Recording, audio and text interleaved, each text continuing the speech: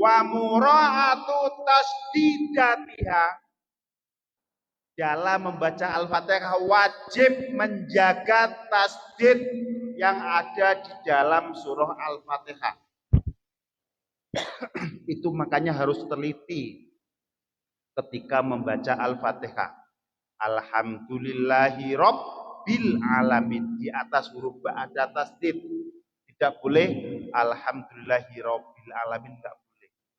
Harus ada tekan Rabbil Alamin. Ya, karena ketika tasdidnya tidak ditekan, maka artinya akan salah. Ar-Rahmanir Rahim. Di atas ra juga ada tasdid. Ar-Rahman enggak boleh, Ar-Rahman enggak boleh. Nir-Rahim juga di atasnya huruf ra itu ada tasdid. Itu makanya diperhatikan. Ya, karena ini syarat. Syarat apabila enggak dilaksanakan, maka ibadah kita tidak sah. Itu makanya Rasulullah mengatakan tolabul ilmi faridotun.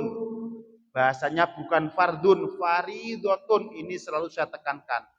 Faridotun itu adalah segot mubalaghah, yang artinya banget difardukan. Sementara perintah sholatnya aja hanya fardun. Artinya apa? Derajat mencari ilmu lebih tinggi daripada derajat sholat. Karena orang yang berilmu pasti dia akan melaksanakan sholat dengan benar. Ya, orang yang mencari ilmu, orang yang berilmu pasti dia akan melaksanakan sholat dengan benar.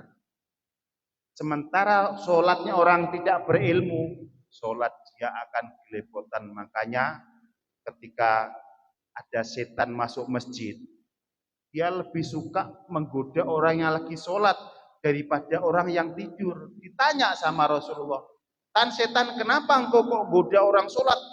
Karena orang yang tidur ada.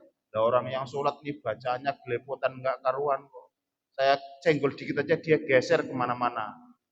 Ya, jadi orang berilmu setan aja takut akan mendekat. Bahkan dia lagi tidur pun setan tidak akan mendekat.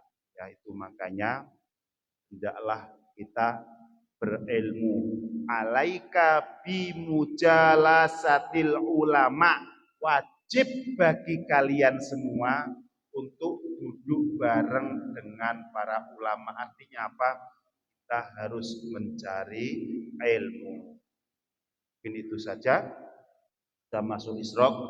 Ini syaratnya Al-Fatihah baru sampai nomor yang keempat, yaitu tadi harus tartib, harus mualah, harus menjaga huruf-hurufnya Al-Fatihah, harus menjaga tasdid-tasdidnya dalam surah Al-Fatihah. Ini kajian seolah-olah sepele, tapi kalau kita nggak perhatikan, sholat kita akan batal, nggak sah ketika kita sholat sendirian di rumah. Makanya kita harus cari aman saja. Paling-paling jamaah ini hanya 10 menit. Apa sih susahnya? Dengar adzan, datang sholat, baru kabur lagi nggak apa-apa, nggak mau wirid pun nggak apa-apa. Yang penting sholatnya sudah dapat di masjid jamaah. Ya, nggak wiridan nggak apa-apa kalau emang nggak suka. Kalau takut kelamaan mau main game di rumah. Ya, kita ini sudah terlanjur punya sifat nafsu fujuroha dikasih Allah. Kalau nggak kita imbangin dengan ibadah yang benar, maka kita ketika ditimbang nanti di padang mahsyar akan turun kebaikan kita ya.